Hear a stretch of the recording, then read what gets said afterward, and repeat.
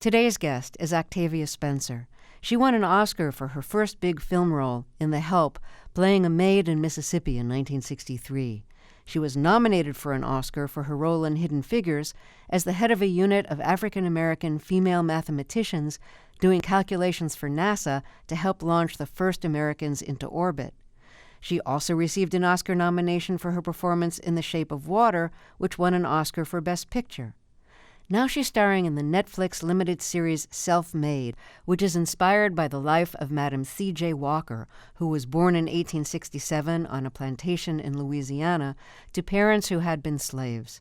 After first eking out a living washing clothes for other families, she became a successful businesswoman selling hair products for black women, eventually becoming the first self-made female millionaire. In the Netflix series, which will be streaming starting Friday, Octavia Spencer plays Madam C.J. Walker. In the first episode, when she's still working as a laundress, she's feeling ugly because her hair is falling out. Her husband has told her she looks like a mangy dog. She tries a hair product that claims to restore lost hair, and it works. Soon, she starts selling her own version of the product to poor, working black women like her. Here she is at an open market trying to sell her product to a crowd of women. Sisters, let's talk about hair. Hair can be freedom or bondage. The choice is yours. Want a better station in life? Need to make more money? Come on. Let me show you how. I had a Cain versus Abel relationship with my hair. Bet some of y'all do too, huh? See, I was born free 2 years after emancipation. Was orphaned by 7. Married at 14, pregnant at 15, widowed by 20. Had to fend for myself and my baby girl. The only work I could find was in the fields or as a washerwoman. Didn't have time to take care of my hair. I know you know what I mean. Hard work on the farm, ain't it? Wanted to work at the new hotel, but they say I ain't got the right look. How many of y'all know what she's talking about? Yes, indeed. Put us down, don't give us nothing, tell us we're ugly, make us feel ugly. I tell you what, you come by my salon, I'll do your hair for free. You got yourself a deal. Bet you some of y'all are wondering why I would do something for nothing. Because I know how hard it is to care for our hair. I know what it's like to not have running water or products made for us. But most important, I know if she look good, we all look good. If you look respectable, we all look respectable. Everything we do as Negroes reflects back on us. So if I can help one person, I'm lifting us all up. Wonderful hair grower gives me the confidence every day to beat the enemy, slay the demon, fight the good fight as a colored woman in America. Wonderful hair leads to wonderful opportunities. You hear me? Did you hear me? Octavia Spencer, welcome to Fresh Air. Thank you for having me. Can you talk a little bit about Madam C.J. Walker's importance in American history? I can. I can tell you that Madam C.J. was a standard bearer in our household that my mother used to inspire my siblings and myself to strive to be the best that we could be. And so I've always known her story. But what's interesting is her legacy is known in African American culture, but not really by the masses. And she built an empire for hair care for women of color, black women actually. And she was the first self-made female millionaire in this country. And the fact that her story isn't known by the masses, I think it's time that we tell it. Did your mother use Madam C.J. Walker's hair products? No, I don't even know if they were still around then. She, basically, we had nothing. And Madam C.J. was born, humbly as well. And she was a woman of purpose, and that's what my mother used to motivate us to be the best that we can be, to reach our potential. And so I've always known about her, and I've always felt that her story was germane to who I am as a Black woman. So if she not only did hair growth products, she did other hair products. I think she made hair straighteners and cosmetics for African American women. And Yes. so, like, when you got to Hollywood, did you feel like that was still an issue, having good hair products for Black women, getting good makeup on sets, getting good lighting from in the movies if you have dark skin? Absolutely. I remember one of the first jobs I had, you go to set and expect to be made up, and there was no makeup for me. And from then on, I always carry my own makeup, but I don't have to now, but I definitely carried my own makeup to sets. And yes, it is still pervasive that women of color have to have someone who knows how to light them. It's something that we struggle with within the profession. Madam C.J. Walker, as we heard, describes her as having had a Cain versus Abel relationship with her hair. And did you ever struggle with your hair? And did that affect your feelings about your chances of becoming an actress? No, my mother, I grew up in a household there's 6 girls and 1 boy. So my mom, I used to love to watch her wash and style my sister's hair, and so she taught me how to do that. I didn't have a Cain and Abel relationship with my hair. I do now because I'm so used to other people doing it. But Yeah. but I didn't back then. This is Fresh Air, and if you're just joining us, my guest is Octavia Spencer, and she's now starring in the new Netflix limited series Self-Made, inspired by the life of Madam C.J. Walker. So I want to ask you about the clothes that you wear in Self-Made. It's set in the early 1900s, and you start off as, a washerwoman who launders the clothes of white people, and you're wearing those kind of like floral patterned house dresses, I think they were called, Tell me what it's like to dress as you dressed in those clothes. Well, if I'm going to be 100% honest, I've done a lot of period pieces, but they were in the 60s or the 50s. I'd never done anything from the earlier, actually.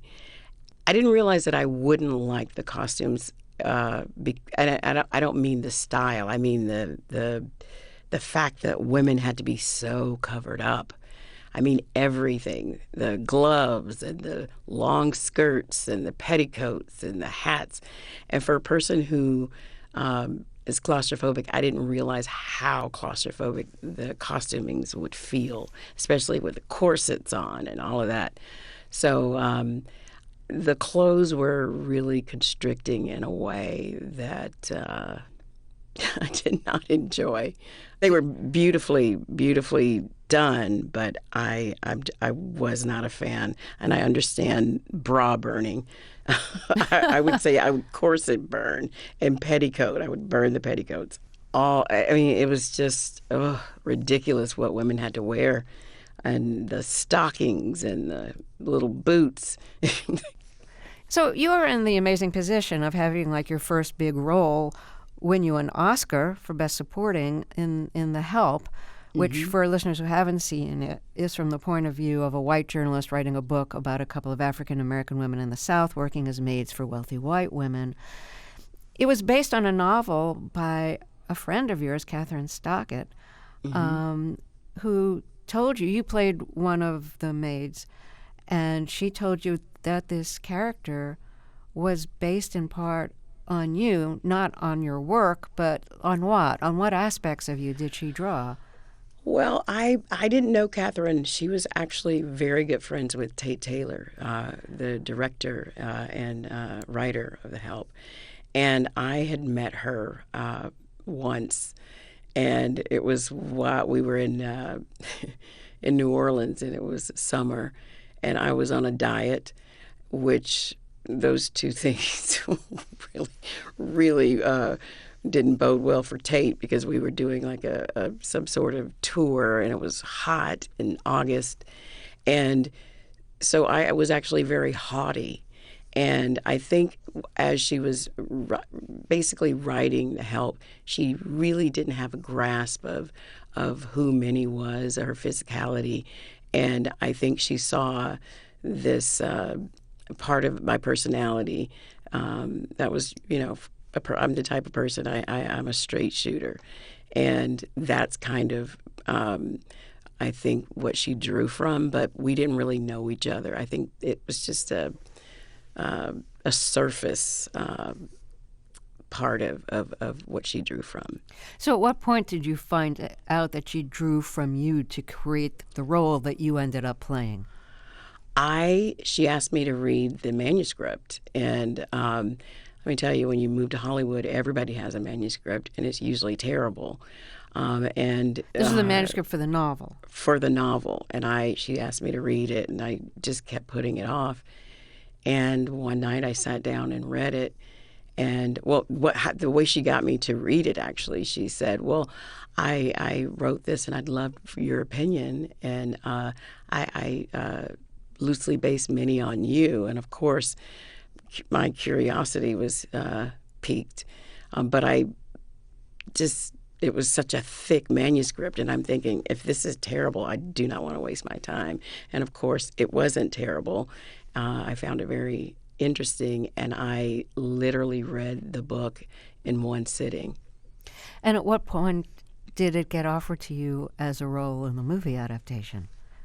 I think Tate had always earmarked that part for me. We had been friends for a long time, and as he was adapting it, you can't make those promises, because it's up to the studios, whoever the project, whoever produced the project, but he always knew that he wanted me to play that part, and Catherine always knew that she wanted me to play that part, and it was finally offered to me. I think Viola had been attached, and Emma, and then my role, because Tate knew he wanted me, but I don't think the studio knew they wanted me. So I the famous auditioned. Octavia Spencer. It's like no one knew you.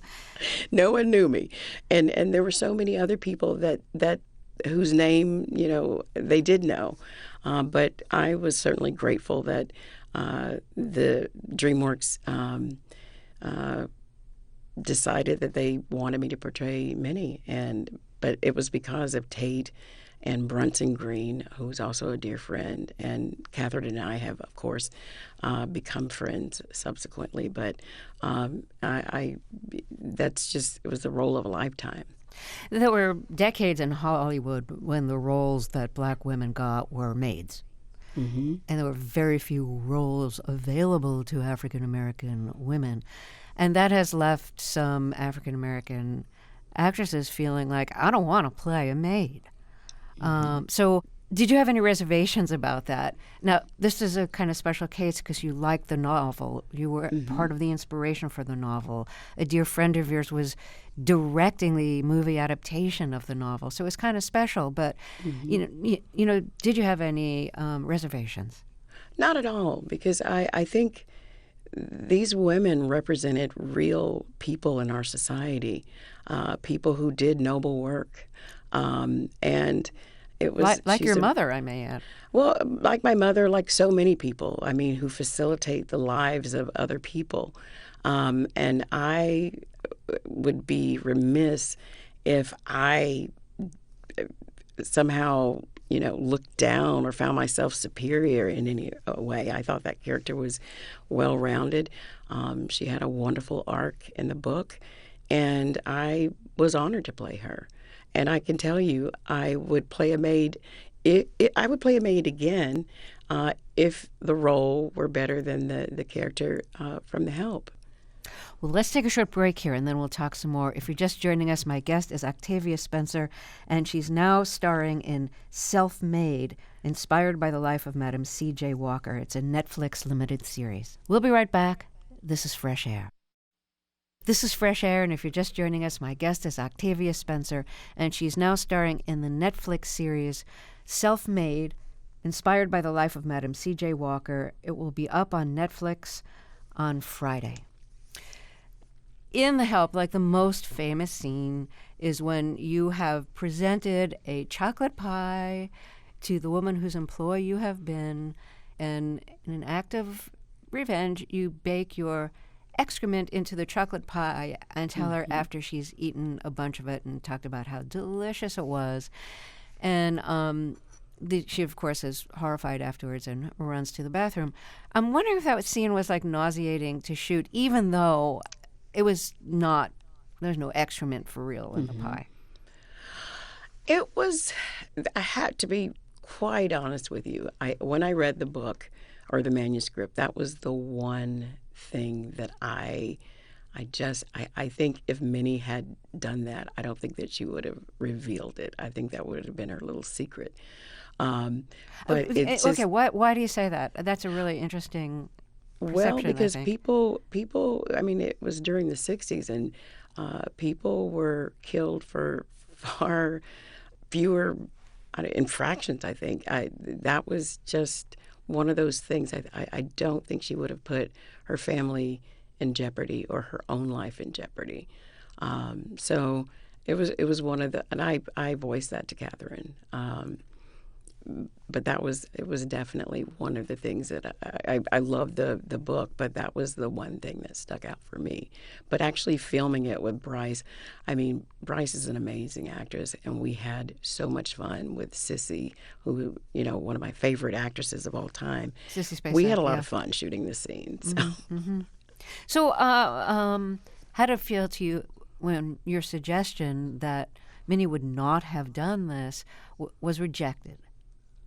I don't know that it was rejected. I mean, I had an opinion, and I guess what I'm asking is, you had to play something that you didn't believe in. Well, I guess I didn't have. I didn't feel one way or the other. I voiced my opinion about it, and it's interesting, but it was the one thing that I did have reservations about. You grew up in Montgomery, Alabama. Mm-hmm. And can I ask what year you were born? No. Okay. I'll say 1975. Ish, we'll say around in that time. Ish. Okay. Okay. So what were the schools like when you were going to school? And were there books that you read in your formative years that were very influential for you? Well, I actually was dyslexic, or am dyslexic, and I had just a love-hate relationship with reading. And it was my first grade teacher who, actually my second grade teacher, who really changed my reading career, because she introduced me to mysteries and the Hardy Boys and Encyclopedia Brown. But I was actually Encyclopedia Brown, because at the end of the Encyclopedia Brown books, you would always have the clues. And the way she kept me engaged with the narrative, she would always say, you have to pay attention to everything, because you don't know what is going to be a clue. So my deductive reasoning skills were developed reading mysteries, and I now have a great affinity for mysteries, and it was because of my second grade teacher, Miss Bradford. That's such a great story. You know, I've spoken to several actors who have dyslexia, and I always wonder, like, how do you manage to memorize your lines when you have dyslexia? Well, I'm auditorily inclined, and so I record all of the other characters in the scene. I record all of their lines and leave space for mine, and that's what I do all day. Walk around. I walk around and hear my own voice cues with their lines. So it's basically I With the say script in front of lines. you so that you could read them? Yeah, if I go up on a line, yes. I always refer back to the script. Got yes. it. So you're walking around with the script in your hand, ready to fill in Yeah. the blanks and correct yourself if necessary. Exactly. Yeah. it's my routine. My guest is Octavia Spencer, and Ken Tucker will take a look at K-pop, a style of music from South Korea, and he'll review a new album by the vocal group BTS. I'm Terry Gross, and this is Fresh Air.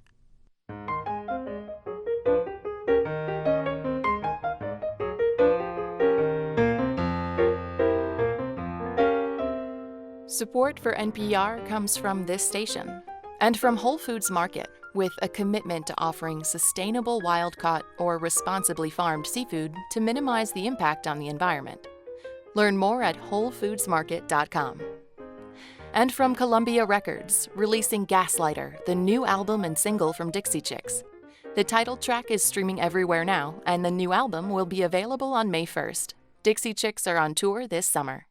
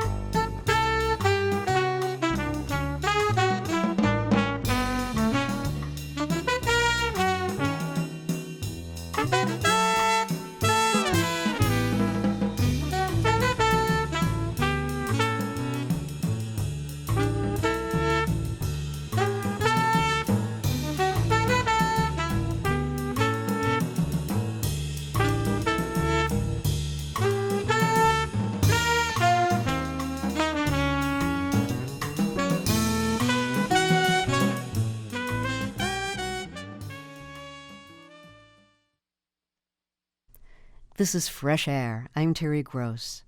Let's get back to my interview with Octavia Spencer.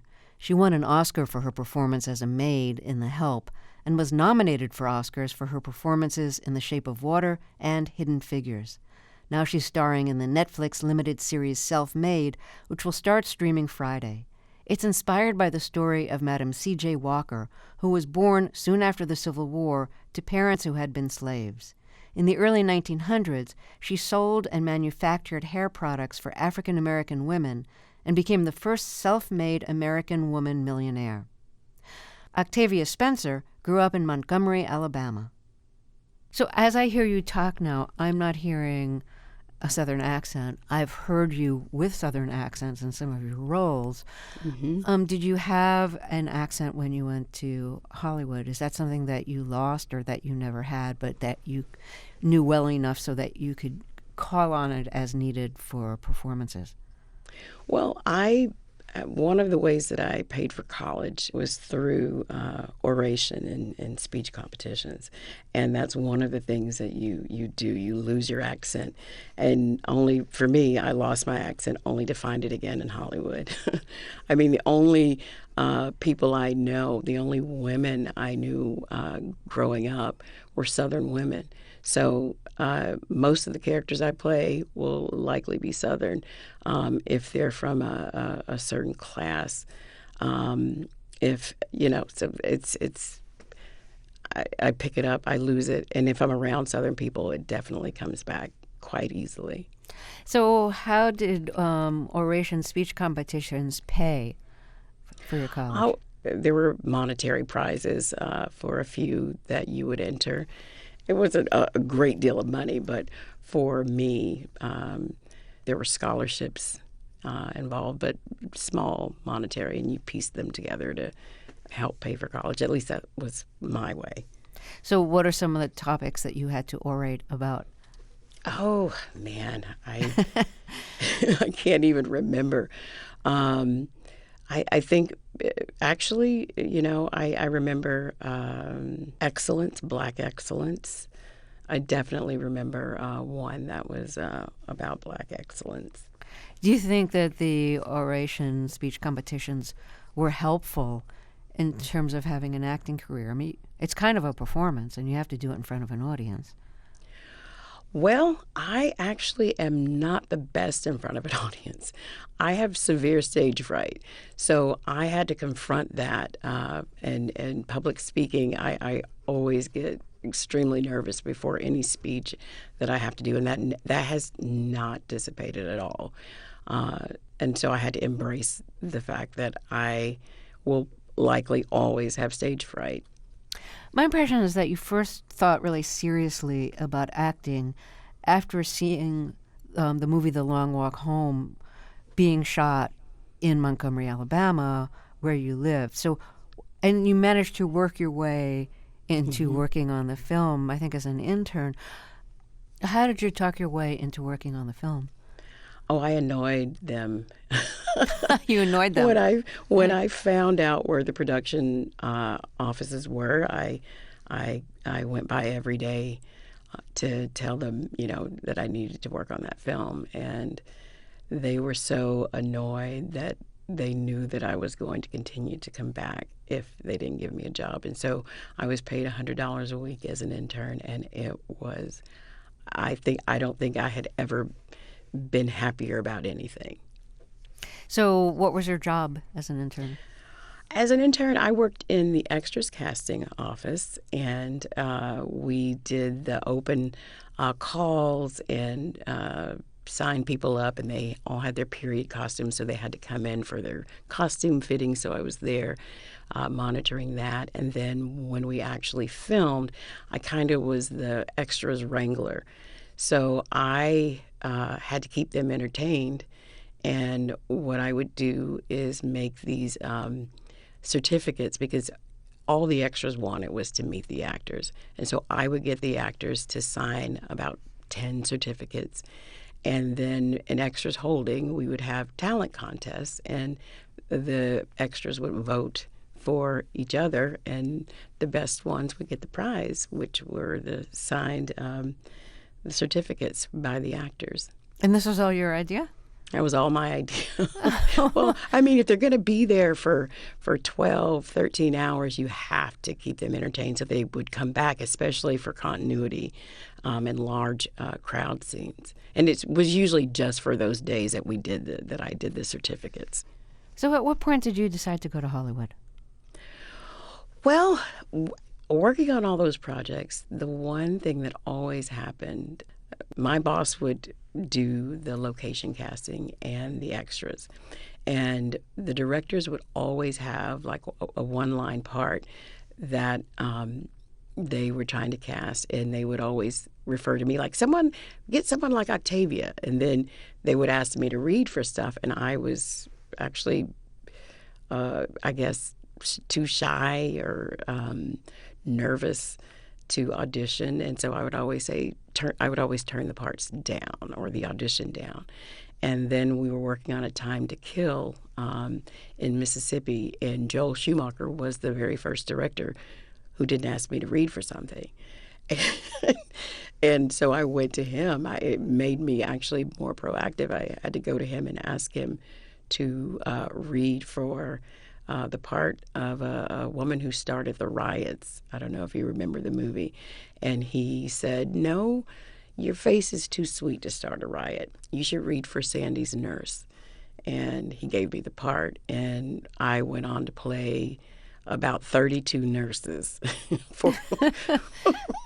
Hollywood. He started my career. But that, I think it was the fact that I don't, if he had asked me, I don't know that I would have been as forward. I probably would have turned it down and missed out on the career that I have today. I don't understand. Like, you wanted to be in movies, you wanted to be an actress. And directors were asking you to read, and you wouldn't do it. I wouldn't do it for fear that I wouldn't get the part, I guess. I don't know. Sometimes we fear our own success. And I think not being offered that part made me know that I wanted to actually do it. And I had to commit. And the rest is history. So you played a lot of nurses. Was that mostly on TV? I played a lot in TV, films. It was the nurse number 1, baby nurse, nurse number 2. Then they'd give me a name. I mean, I was Stephen Bochco. I had a lot of nurse parts with Stephen Bochco. He was so good to me. When did you break out of the nurse lane? I mean, I actually never broke out of the nurse lane. I was a nurse not even 6 years ago on a show called Red Band Society. I finally had to say no more nurses. So I don't think I ever broke out of it. It was just a realization that I probably should stop being typecast as a nurse. So when you first moved to L.A., you moved with Tate Taylor, who became the director of The Help, the movie you were in and won an Academy Award for.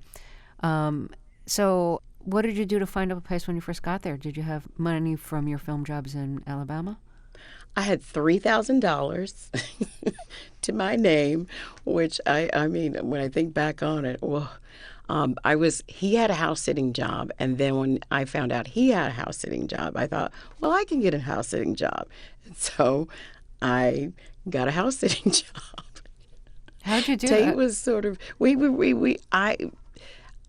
there was a young man that I had worked with on Tom and Huck, and his parents were affluent from Huntsville, and decided that he was like maybe 13, and he needed someone to drive him to auditions and everything.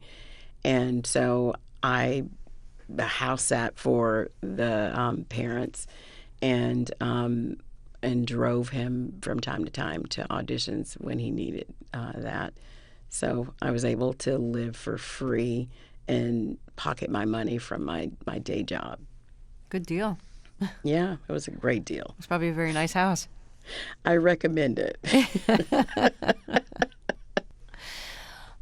Let's take a short break here, and then we'll talk some more. If you're just joining us, my guest is Octavia Spencer, and she stars in the Netflix series.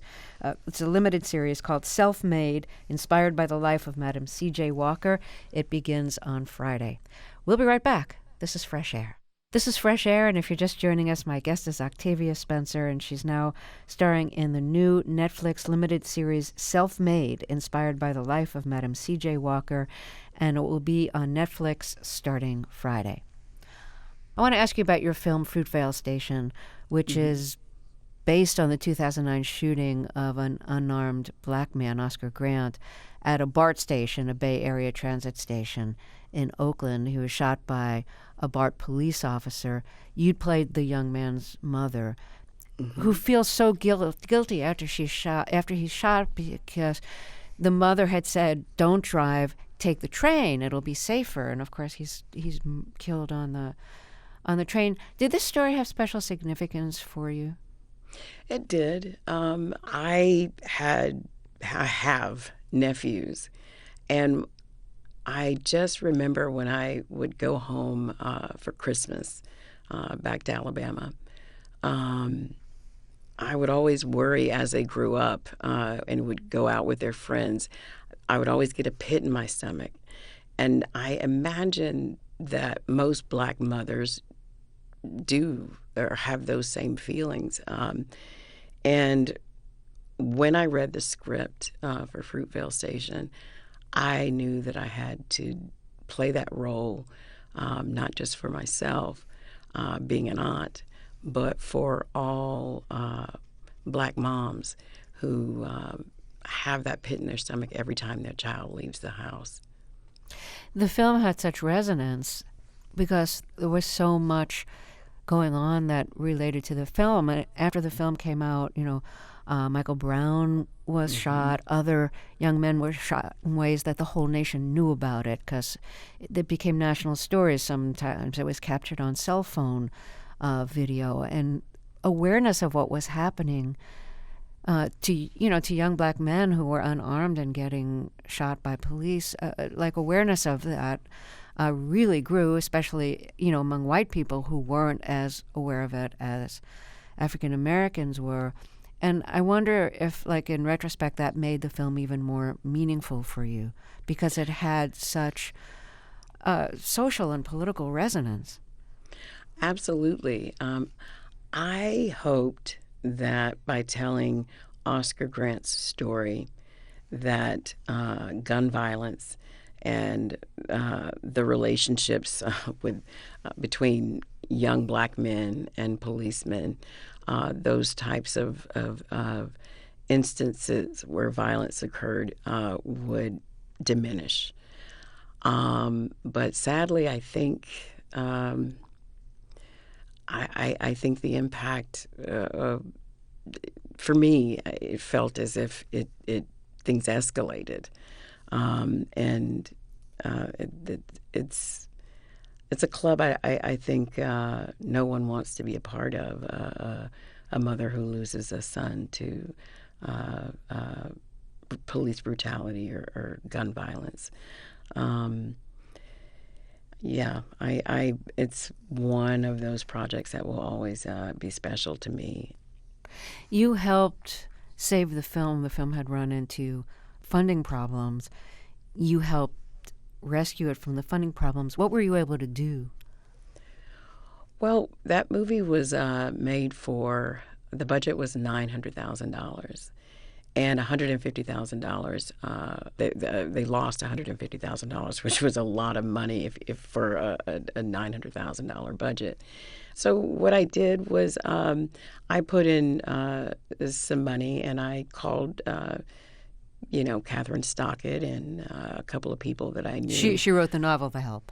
The Help, yes, and she invested in a couple of other friends, and we made sure that we replaced that $150,000.